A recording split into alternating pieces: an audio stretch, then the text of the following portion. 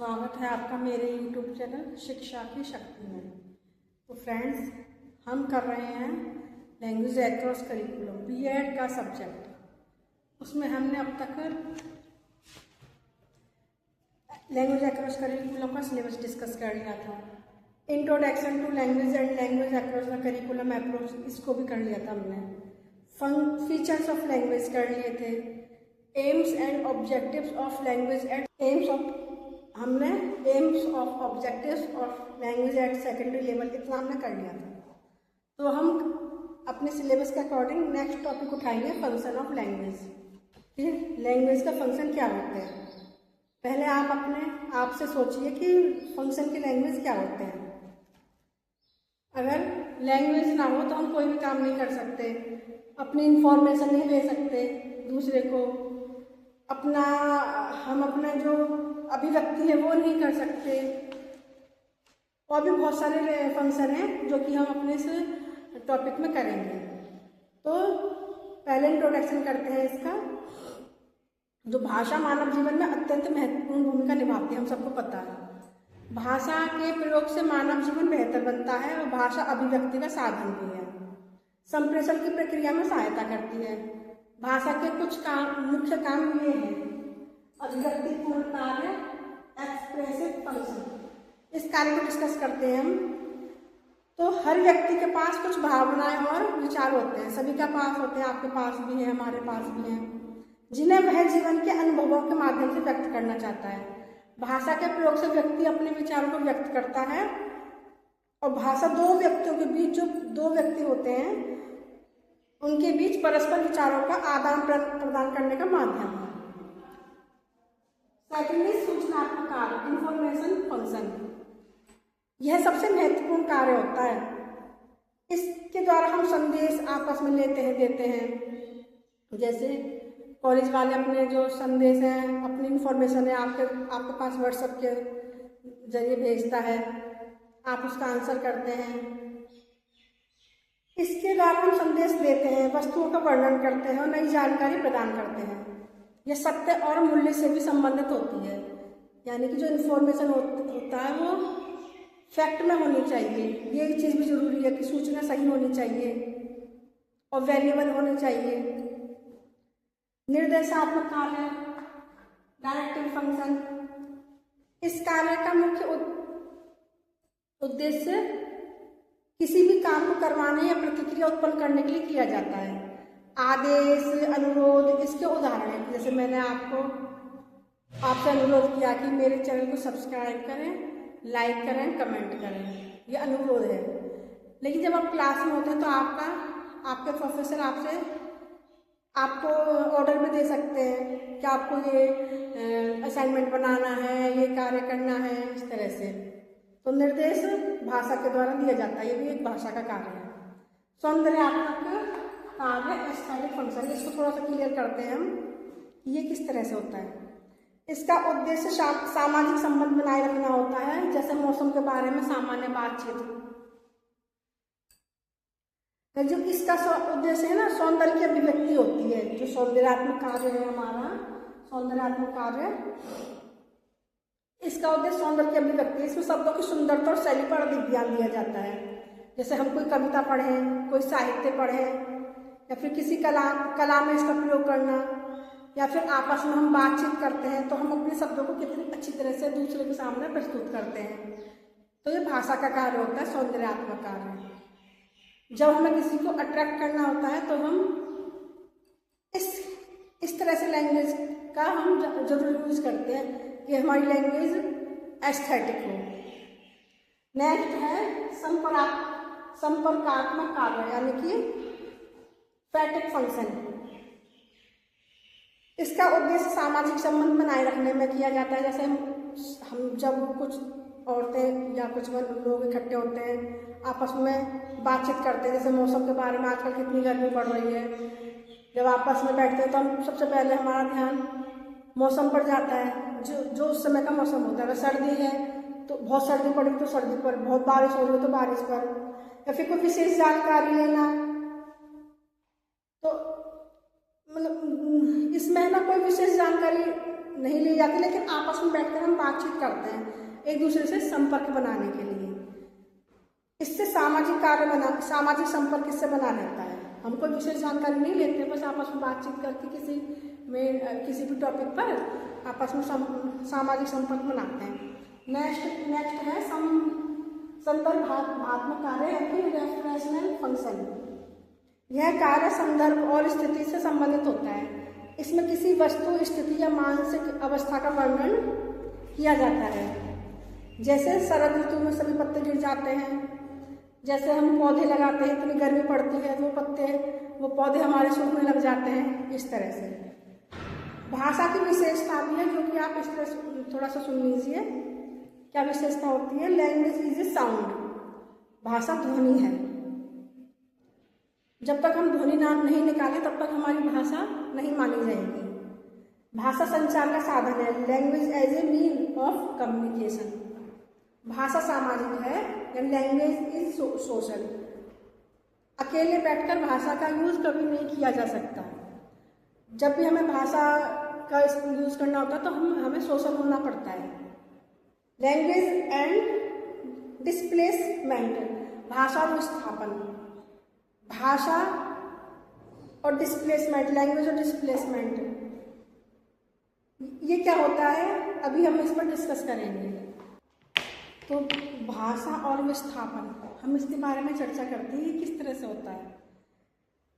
तो डिस्प्लेसमेंट का अर्थ होता है लैंग्वेज को डिस्प्लेसमेंट से इस तरह हम कनेक्ट कर सकते हैं। भाषा की वह क्षमता है जिसके द्वारा हम उन चीज़ या घटना या विचार के बारे में हम बात कर सकते हैं। हम उन घटनाओं के बारे में बात कर सकते हैं जो उस समय हमारे पास उपलब्ध नहीं है या फिर वो स्थान हमारे पास नहीं है।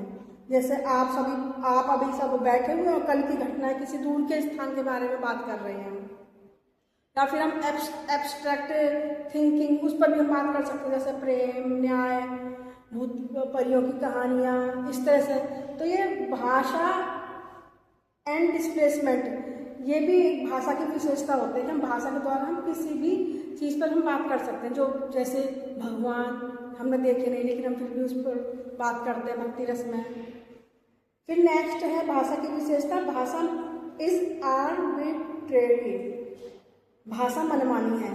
तो आर्बिट्रेरी का अर्थ होता है मनमाना शब्द। जैसे किसी भाषा के शब्द और उसके अर्थों के बीच कोई प्राकृतिक यानी अंतर्निहित संबंध नहीं पाया जाता। जैसे चौक, इसको इंग्लिश में भी चौक कहते हैं, हिंदी में भी हम चौक ही बोलते हैं, लेकिन इसका चौक नाम क्यों रखा गया ये भी नहीं पता हमें। जैसे पेन, इंग्लिश में पेन, हिंदी में कलम। जैसे कुत्ता, इंग्लिश में डॉग, हिंदी में कुत्ता, फ्रेंच में चीन। कोई प्राकृतिक कानून भी इस पर लागू नहीं होता।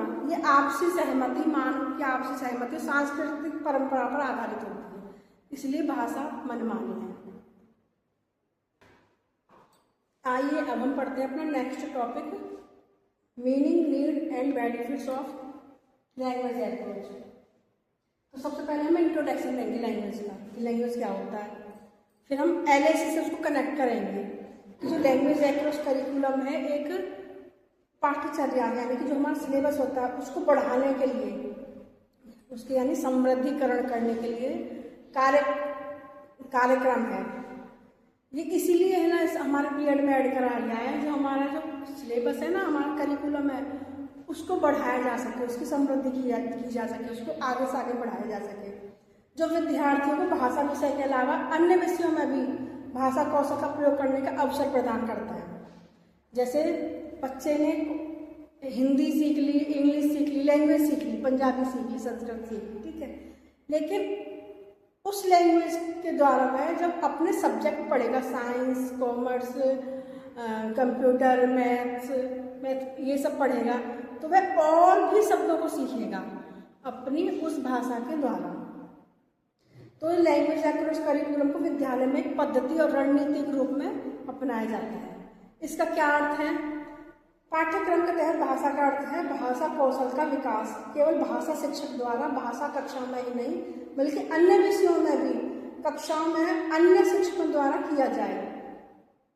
LAC दृष्टिकोण का मानना है कि भाषा का प्रयोग हर विषय की कक्षा में होना चाहिए।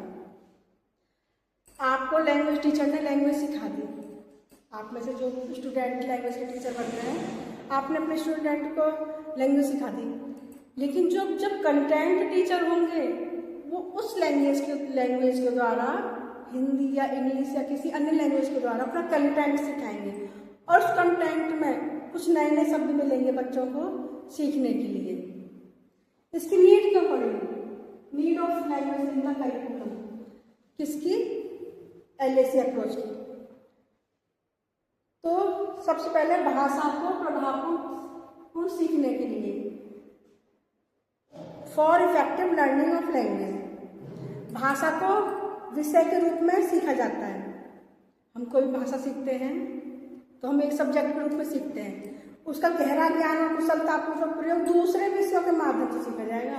हमने लैंग्वेज सीख ली, लेकिन जब हम उस लैंग्वेज से अपने सब्जेक्ट को पढ़ेंगे, EVS पढ़ेंगे, मैथ या फिर कोई भी SS पढ़ेंगे, हम कोई भी और सब्जेक्ट, साइंस, तो हमारे जो शब्दों की जो शब्द है ना हमारे वो बढ़ते जाएंगे। तो उसका गहरा ज्ञान और कुशलतापूर्वक प्रयोग हम विषय के माध्यम से सीखते हैं। सभी विषयों की अलग अलग शब्दावली होती है, साइंस की अलग लैंग्वेज होती है, कंप्यूटर की अलग लैंग्वेज होती है, मैथ की लैंग्वेज अलग होती है, लेकिन होते सब हिंदी या इंग्लिश में है। उसका ज्ञान भाषा को भी समृद्ध बनाता है, प्रभावशाली तरीके से भाषा सीखी जाती है। तो बच्चा अपनी लैंग्वेज के द्वारा उस सब्जेक्ट को सीखेगा, उसकी नई नई शब्दावली को भी सीखता है। नेक्स्ट है भाषा और विषयों का संबंधित होना, integration of language and subjects. भाषा के माध्यम से ही सभी विषयों का ज्ञान प्राप्त होता है। सभी प्रकार की जानकारी का आधार ही भाषा है। अतः भाषा के द्वारा विषयों के संप्रत्य तथा विषय द्वारा भाषा पर कुशलता का निर्माण करना जरूरी है। जैसे आपने बच्चों को लैंग्वेज सिखा दी और जो कंटेंट टीचर आएगा उस लैंग्वेज के द्वारा अपने कंटेंट सिखा देगा। तो ये आपस में इंटीग्रेटेड होते हैं भाषा और विषय। इमेजिन करिए आप क्लास में गए, 6, 7, 8 क्लास में गए, 10th क्लास में गए, आपको पढ़ाना है वहाँ पर SS जो हिंदी या इंग्लिश में। अगर किसी बच्चे को लैंग्वेज ही नहीं आ रही तो आप उस बच्चे को अपना सब्जेक्ट पढ़ा ही नहीं सकते। तो इसलिए भाषा और विषय आपस में इंटीग्रेटेड होते हैं, जुड़े हुए होते हैं। संप्रेषण में अभिव्यक्ति के लिए, फॉर एक्सप्रेशन इन कम्युनिकेशन, विभिन्न विषयों के द्वारा भाषा का ज्ञान अलग अलग संदर्भ में प्राप्त होता है। सामाजिक विज्ञान, गणित हो गया, विज्ञान हो गया आदि के ज्ञान अलग अलग परिस्थितियों में भाषा के प्रयोग की जानकारी मिलती है। और संप्रेषण में हाव भाव के साथ वास्तविक रूप से अभिव्यक्ति करने की कुशलता प्राप्त करने के लिए करिकुलम में भाषा उपागम का प्रयोग करना चाहिए। जैसे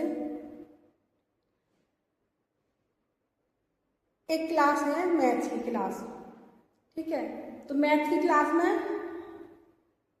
अलग अलग परिस्थिति से, मतलब अलग अलग एनवायरनमेंट से बच्चे आए हुए हैं। किसी को इंग्लिश में ज़्यादा कमांड है, किसी को हिंदी में ज़्यादा कमांड है, कोई इन दोनों में कमांड लिए हुए है, किसी बच्चे को इन दोनों में कमांड अच्छी तरह नहीं है। तो आप संप्रेषण, या फिर कोई बच्चा किसी अदर स्टेट से आया हुआ आपकी क्लास में, तो आप कम्युनिकेट करके आप अपने क्लास के एनवायरनमेंट को, जिस एनवायरनमेंट से बच्चा आया है उसी से उस बच्चे से उसी लैंग्वेज में बात करके आप अपने सब्जेक्ट को पढ़ाएंगे। और एनवायरनमेंट जो हमारी मैथ की क्लास है उसमें मैथ को कवर भी करेंगे।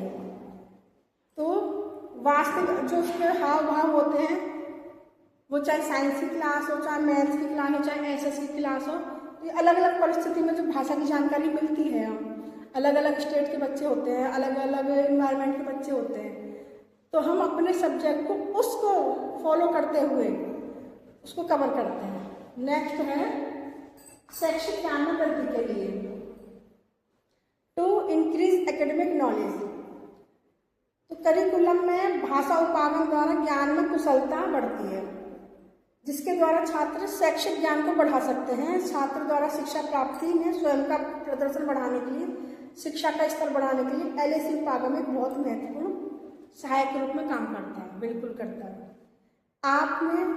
आप क्लास में जाते हो, आपने अपने सब्जेक्ट को उठाया, पढ़ाना शुरू करा,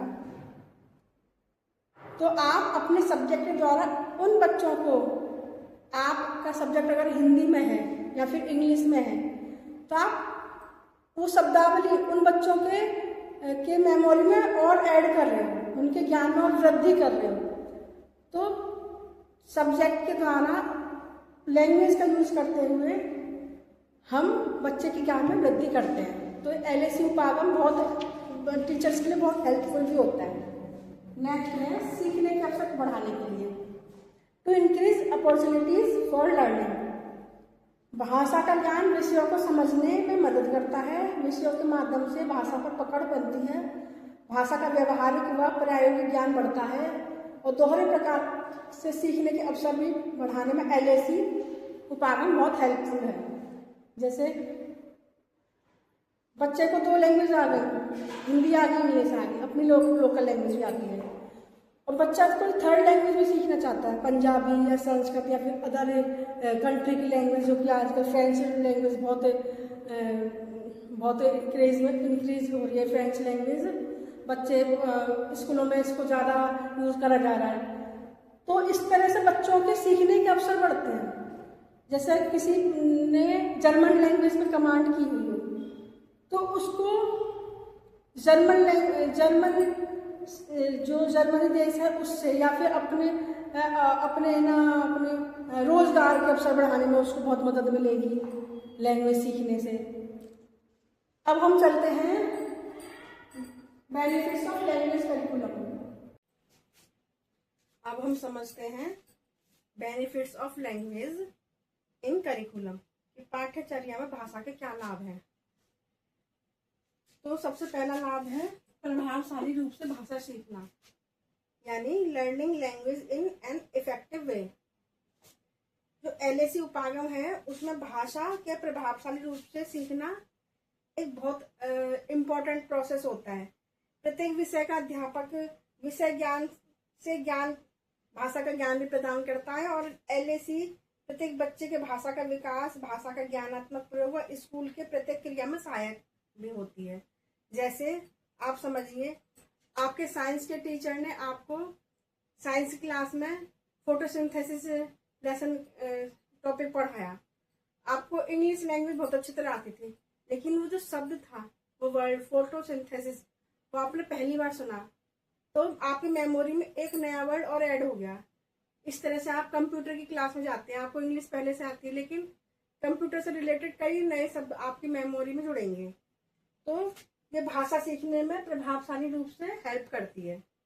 नेक्स्ट है भाषा का कुशलतापूर्वक उपयोग करना, यूज ऑफ लैंग्वेज स्किलफुली। भाषा कक्षा व विषय कक्षा दोनों में भाषा संबंधी ज्ञान प्राप्त होता है, जिससे भाषा पर पकड़ मजबूत होती है, और विषय की कक्षाओं में भाषा का प्रयोग होता है और भाषा का अभ्यास भी होता रहता है। आप लैंग्वेज की क्लास में लैंग्वेज सीखते हैं, लेकिन उसी लैंग्वेज को यूज करते हुए कंटेंट की क्लास में, सब्जेक्ट की क्लास में आप उसी भाषा से रिलेटेड कई अन्य शब्द भी सीखते हैं, जिससे आपका जो है ना लैंग्वेज को यूज करना होता है ना, वो आप काफी है ना कुशलता के साथ उसको इस्तेमाल करने लग जाते हैं, प्रयोग करते हैं। नेक्स्ट है ज्ञान में वृद्धि, यानी कि इंक्रीज इन नॉलेज। जब एक साथ 2 चीजों का ज्ञान प्राप्त होता है तो ज्ञान में बढ़ोतरी साथ साथ हो जाती है। जैसे आपने भाषा का लैंग्वेज क्लास में थियोरेटिकल रूप में भाषा सीखी, और आप सब्जेक्ट क्लास में उस लैंग्वेज को आप है ना प्रैक्टिकल रूप में यूज कर रहे हो, तो इस तरह से दोनों चीजें साथ साथ चलती है और आपके ज्ञान में वृद्धि भी होती है। नेक्स्ट है भाषा नीति का निर्माण व क्रियान्वयन, formulation and implementation language policy. LAC उपागम के तहत स्कूल को सभी अध्यापकों व सभी कक्षाओं के लिए एक समान भाषा नीति का निर्माण करना होता है और उसे लागू भी करना होता है। सभी अध्यापकों को एक नीति के अनुसार विषय वस्तु के माध्यम से भाषा का ज्ञान प्रदान भी करना होता है। यानी जो भी नई नई पॉलिसी आती हैं, सरकार बनाती है, हमारी संस्थाएं बनाती है, यूनिवर्सिटी बनाती है, तो उसके अकॉर्डिंग आप भाषा से रिलेटेड जो नीति बनाई जाती है आप उस पर काम करते हैं, उसको फॉर्मुलेट करते हैं, फिर उसको है ना आप इम्प्लीमेंट करते हैं अपनी क्लास में। तो इस तरह से आप भाषा, जो हमारी भाषा है वो दिन पर दिन, हमारी भाषा में दिन पर दिन परिवर्तन भी होता रहता है। जैसे कभी पंजाबी भाषा, संस्कृत भाषा का ज़्यादा क्रेज था, वो बीच में कम हो गया, अब फिर से संस्कृत, फ्रेंच, इन भाषाओं का इस्तेमाल, इन भाषाओं के सीखने पर ज़्यादा जोर दिया जा रहा है। नेक्स्ट है विषय वस्तु पर अच्छी समझ विकसित करना, development of good understanding on content knowledge. जो LAC उपागम के छात्र हैं वो रटना छोड़ देते हैं और विषय वस्तु को भाषा के आधार पर समझते हैं। भाषा को कुशलता पूर्वक सीखने के लिए विषय वस्तु को माध्यम भी बनाते हैं। मतलब जब बच्चा लैंग्वेज अक्रॉस करिकुलम के थ्रू सीखता है, उसको दिमाग में रखकर, तो लैंग्वेज सीख कर वह अपन जो ज्ञान होता है, विषय वस्तु का ज्ञान होता है, उसको बेस बनाकर आगे बढ़ता जाता है। इसी के साथ हमारा टॉपिक खत्म होता है। अब हम अगला टॉपिक नेक्स्ट क्लास में करेंगे।